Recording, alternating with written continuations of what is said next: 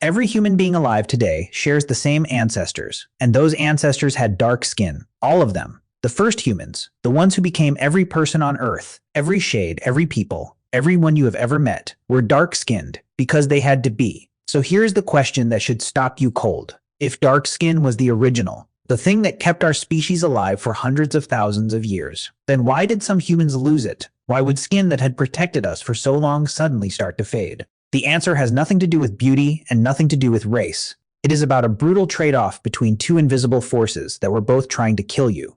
And your skin was caught in the middle. Stay with me, because by the end of this, you're going to look at your own skin and see something you've never seen before. A map of exactly where your family survived. Let's start with a fact that sounds almost too simple to matter, but it is the key to the entire story. The color of human skin is not decoration. It was never decoration. It is survival equipment, a shield. And like every piece of survival equipment our ancestors ever built, it existed to solve a specific problem. A problem that came every single day from the sky. The sun. We think of the sun as warmth, as light, as the good thing, the life-giving thing. And it is. But the same sun that grows every plant on Earth and warms every living body is also, quietly, one of the most dangerous forces our ancestors ever faced. Because sunlight carries something you cannot see, cannot feel, and cannot hide from just by finding shade. Ultraviolet radiation, UV. It pours down out of a clear sky, invisible, silent, every daylight hour, and it reaches asterisk into asterisk the body, and does damage at a level far deeper than a sunburn. To understand why our ancestors needed dark skin, you have to understand what this invisible thing was actually doing to them. And it comes down to something almost no one has ever heard of, hiding in your blood, that this invisible light can destroy. Picture the first humans, hundreds of thousands of years ago, under the fierce sun of the African equator. This is where our species was born. And that sun is not gentle. It stands almost directly overhead. The UV pouring down is among the most intense on the entire planet. Day after day, year after year, generation after generation, these humans lived their whole lives underneath it. There was no escaping it. There was no shade deep enough. If the sun could hurt you, it was going to, and there was nowhere on Earth with more of it than the place we came from. So the question that decided everything was simple: what does all that UV actually do to a human body? And the answer is where this gets frightening. Deep in your blood, there is a substance your body needs to make new life. It is involved in building a healthy baby in the earliest, most fragile days, when a new human is knitting itself together, and the smallest error can end everything. It is essential. Without enough of it, pregnancies fail. Babies can be born with devastating problems. It is quite literally one of the ingredients of a healthy child. And here is the terrible thing that UV light does. When strong sunlight hits your skin, it reaches down and destroys the substance in your blood. It burns it away. The more sun, the more it is stripped out of you. Now think about what that means for a human living under that equatorial sun. Every single day, the sky is quietly attacking the very thing their children need to be born whole. A pale-skinned human dropped into that world would have their ability to make healthy babies slowly burned out of them by the light. In a species fighting for every child, that is not a small disadvantage. That is extinction, playing out one failed pregnancy at a time. So evolution did what it always does. It found a shield, and the shield was already there, in a substance you're carrying in your skin right now. It is called melanin. It is one of the oldest tricks in all of life. The same kind of pigment that darkens a bird's feather, colors a lizard, fills the ink of an octopus. And in human skin, melanin does one job better than almost anything in nature. It absorbs UV. It soaks up that dangerous invisible light before it can reach down and do its damage. The more melanin in your skin, the darker it is, and the more powerfully it shields the fragile chemistry underneath. So under that brutal African sun, the humans with darker skin were protected. Their children's building blocks survived, their pregnancies held, and the humans with less protection lost that quiet daily war. Let me put you inside that war for a moment, because the numbers hide how personal it was. Picture two young mothers in the same band under the same relentless sun. One carries a little more melanin than the other. Nothing you'd remark on, a shade. But every day they both walk out under that overhead light to gather, to dig, to carry water. Hours of exposure, the UV pouring down on both of them the whole time. Inside the paler one, invisibly, that light is stripping away the fragile chemistry a growing child depends on in its first weeks, often before she even knows the child is there. Her pregnancies fail more often. The ones that hold are more likely to go wrong. The darker mother, shielded, loses fewer. Neither of them knows why. There is no way for them to know. But stretch that tiny difference across 1,000 mothers and 10,000 years, and the outcome is absolute. The paler line thins and vanishes. The darker line becomes everyone. This is how evolution does its work. Not in a dramatic moment, but in a quiet, endless sorting, one pregnancy at a time, until only one answer is left standing. Generation after generation, the sun itself selected for dark skin. Not most of the time, every time, for hundreds of thousands of years. Dark skin wasn't one option among many. It was the answer, the single correct answer to the most sun-drenched cradle on Earth. Our species wore that shield from the very beginning, and it kept us alive. And if this is already flipping something in your head, if you're starting to see skin color not as a label, but as a piece of survival machinery tuned to the sky, then do me one favor, tap that subscribe button right now. This channel is for people who want the real story of where we came from, not the cartoon version. The people who want the truth underneath what everyone thinks they already know. You belong here. Now stay with me, because here is where the story turns, and turns hard. Because that perfect shield, the one that saved us for so long, was about to become a problem. Not because it changed. Because we moved. Humans didn't stay in the cradle. That is the whole story of our species. We walked, out of Africa, across the world, into every corner of the planet. And some of them walked north. Not in a lifetime. This is the thing people never picture correctly. No one packed up and marched to the Arctic. It happened across thousands of years, generation by generation, families drifting slowly into colder, hiker country, following the animals, following the land, each generation being born a little farther north than the one before. Try to actually feel the slowness of it. A child is born a few miles north of where her grandmother was born. She grows up, has children of her own, and they settle a little farther on. Where the hunting is good, their children do the same. No one in that chain ever feels like they're on a journey. Each of them is just living in the land they were born into. The only home they know, but stack 100 generations of those small steps on top of each other, and the family has crossed a continent. They've walked from a land of fierce overhead sun into a land of long shadows and low gray skies. And not one person in that entire chain ever noticed leaving the sun behind. Because for each of them, the sun had always been exactly the way it was on the day they were born. The change was invisible from the inside. It only becomes visible when you pull back and watch the whole 1,000-year drift at once. And as they went, something was changing above their heads that none of them could see. The sun was getting weaker. This is the part that unlocks everything. The sun isn't the same everywhere. Near the equator, it stands high overhead, and its UV comes down fierce and direct. But the farther north you go, the lower the sun sits in the sky, and the more its light has to slant through the atmosphere to reach you.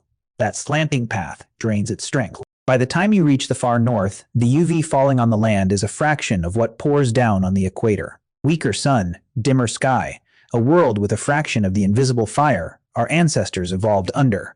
And here is the trap. The dark skin that was a perfect shield in the south was suddenly carrying its owners into a place where there was barely anything to shield against. The great enemy, the UV that destroyed the building blocks of a baby, had faded to almost nothing. The shield was still up, but the war it was built for was over. You might think that is fine. No enemy, no problem. But that is not how survival works, because in that dim northern world, the sun had stopped being only a threat. Up here, the sun had become something our ancestors desperately asterisk, and their beautiful dark shield was now blocking the very thing that would keep their children alive. Here is the second half of the trade-off, the part that makes this one of the most brutal balancing acts in all of human evolution. That same UV light, the thing that destroys the baby-building substance in your blood, does one other thing when it touches your skin. Something essential. It lets your body make vitamin D, and vitamin D is not optional. It is the thing that lets your body use calcium. It is what builds strong bone. Without enough of it, in the ancient world, the results were catastrophic. In children, bones grow soft and bend under the body's own weight, a disease called rickets. Legs curve. The skeleton deforms. And here is the detail that turned this from a hardship into a killer. A girl who grew up without enough vitamin D could develop a deformed, narrowed pelvis. And a narrowed pelvis, in a world with no doctors, no surgery, no help of any kind, meant that when she tried to give birth, she and the baby could both die. The child could not pass through. It was a death sentence, arriving a full generation after the deficiency began. And now, layer the northern winter on top of that. It wasn't only that the sun was weak for months of the year in the far north, it barely showed up at all. Short days, long nights, a sun that crawled low along the horizon and gave almost nothing when it did appear. And for those months, people were bundled in furs from head to foot against the killing cold, covering nearly every inch of skin that could have caught what little light there was. Think about that collision. The one source of vitamin D, sunlight on skin, was cut down twice over. A weak sun made weaker by winter, falling on a body wrapped in hide with only a face exposed. For a dark-skinned human in that world, almost no UV was getting in at all. Months could pass with the body making next to none of the vitamin it needed to build sound bone. In that world, a child's growing skeleton was under siege every winter, and a girl's developing body was quietly being shaped toward a pelvis that might one day fail her in childbirth. The northern dark meant that every advantage of getting more light into the skin became a matter of life and death, and lighter skin was the body's only way to grab more of a thing that had become desperately scarce. So look at the trap our northern ancestors were caught in. The sun was weak. To make enough vitamin D from that weak sun, you needed to let as much of it into your skin as possible. But their dark skin, the shield perfected under the African sun, was doing its old job perfectly, blocking UV, soaking it up before it could get in. In the south, that saved lives. In the north, it was slowly starving people of the vitamin D they needed to build a body that could survive and give birth. And this is the trade-off. The two invisible killers I promised you at the very start, now standing on opposite sides. Too much sun burns away the thing that builds a baby, so you need dark skin to survive. Too little sun starves you of the vitamin that builds bone, so you need light skin to survive. Both are true. Both are deadly. And every human population on Earth ended up somewhere on the line between them, at whatever point matched the sky they lived under. There is no better or worse. There is only asterisk, which sun did your ancestors have to survive? Asterisk, so under that dim northern sky, the pressure reversed. For the first time in the entire history of our species, lighter skin was the thing that kept you alive. A child born a little paler let a little more of that precious weak sunlight in. Made a little more vitamin D, grew stronger bone. A girl with that skin was more likely to reach adulthood with a body that could safely bear children. And her children were more likely to live, slowly, quietly, across thousands of years. The same ruthless filter that had built dark skin in the south now ran in reverse in the north, and the shield began to fade. And this is where melanin comes back, because it was never a fixed thing. It is a dial. It always was. Think of it as a setting the body turns up or down depending on the sky it is being punished by.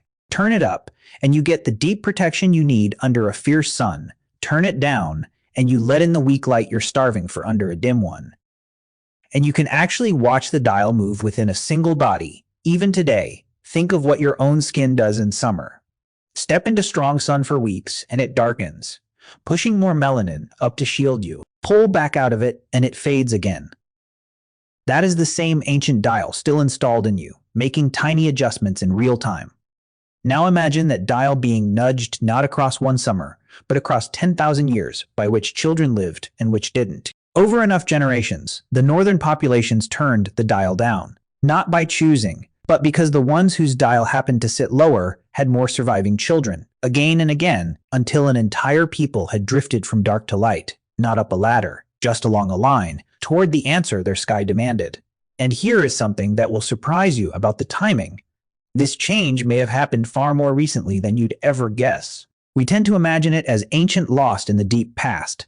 But when scientists read the DNA of people who lived in Europe thousands of years ago, they found something startling. Some of the genes for lighter skin spread through those populations shockingly late, in some cases within just the last several thousand years. That is not the dawn of humanity.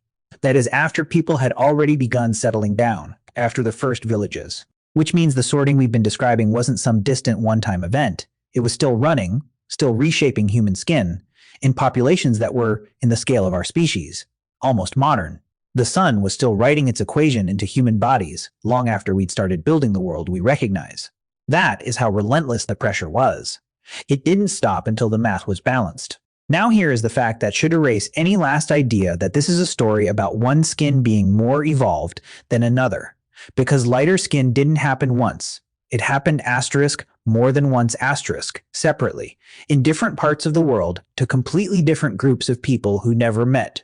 populations that moved north in one part of the globe and populations that moved north in another, both lightened. But the evidence suggests they didn't even do it the same genetic way. Different mutations, different paths, the same answer discovered independently. Because they were all facing the same problem, a weak sun and a body that needed more of it. When evolution solves the same puzzle, the same way in two separate places, that is how you know the puzzle was real. The sky wrote the same equation everywhere, and life kept arriving at the same solution. But here is a twist that proves the point even harder, because a few groups of northern people solved the problem asterisk without asterisk lightening much at all. And how they did it tells you exactly what the whole fight was really about. Think about what lighter skin was actually for, getting enough vitamin D under a weak sun. But sunlight isn't the only way to get vitamin D. There is one other source. Food, and a few specific foods are absolutely loaded with it: oily fish, the fat and organs of certain sea animals. Now think about the peoples who lived in the far north, but right on the edge of the sea and the ice, living off exactly those foods. Their diet was pouring vitamin D straight into their bodies, bypassing the sun entirely. And here is the tell. Those populations, despite living under some of the weakest sunlight on the planet, never lightened the way their inland neighbors did. They were getting from a plate what others could only get from the sky. The pressure to lighten simply wasn't there, because the problem was already solved another way. This is the clincher. If skin color were about anything other than the vitamin D trade-off, that wouldn't happen. The fact that a food source could switch the whole process off proves what the process was chasing all along. Skin color follows the survival math, and nothing else. So let's kill the myth, the ugly one that has caused so much harm. For centuries, people have tried to arrange human skin color into a ranking, a ladder, with one color at the top and another at the bottom. It is complete nonsense, and now you can see exactly why. There is no ladder. There is no original and improved. There is an asterisk line, asterisk, stretched between two deadly problems, and every human population sits at the exact point on that line that its ancestors' sky demanded. Dark skin is the perfect answer to a strong sun. Light skin is the perfect answer to a weak one. Every shade in between is the perfect answer to a sky somewhere in the middle. They are all solutions. They are all correct. They are all the same species, running the same survival program, punished by different amounts of the same invisible light. Read that again, because it is one of the most important things this channel will ever tell you. Skin color is not a measure of anything about a person except one thing: how much sunlight fell on the place their ancestors survived. That is it. That is all it has ever been. A record of the sky, written into the body and passed down. And that brings us all the way back to you and to the skin you're sitting in right now. Whatever color it is, look at it differently now. It is not a label. It is not a rank. It is the finish line of one of the longest survival experiments in the history of life. Every shade of every human being is an answer their ancestors' bodies worked out over thousands of years to a single brutal question: how do we survive under asterisk this asterisk sun? Your skin is the answer your family arrived at. It carries right now the memory of the sky your ancestors walked under, the strength of their sun, the latitude of their survival, the trade-off their bodies made between two invisible things that were both trying to kill them. You are wearing the map of where your people made it through. And they all made it through. That is the part that should give you chills. Every human alive is descended from an unbroken line that solved this exact problem, that landed on precisely the right shade to survive the light they were born under generation after generation, without a single break in the chain, dark or light or anywhere between. We are all the survivors of the same test, graded by the same sun. And we all passed. But the sun wasn't the only invisible force shaping our ancestors' bodies from the outside in, because as humans spread into these new lands, the cold, the high, the thin-aired places at the edge of the world, the environment reached into them and changed far more than the color of their skin.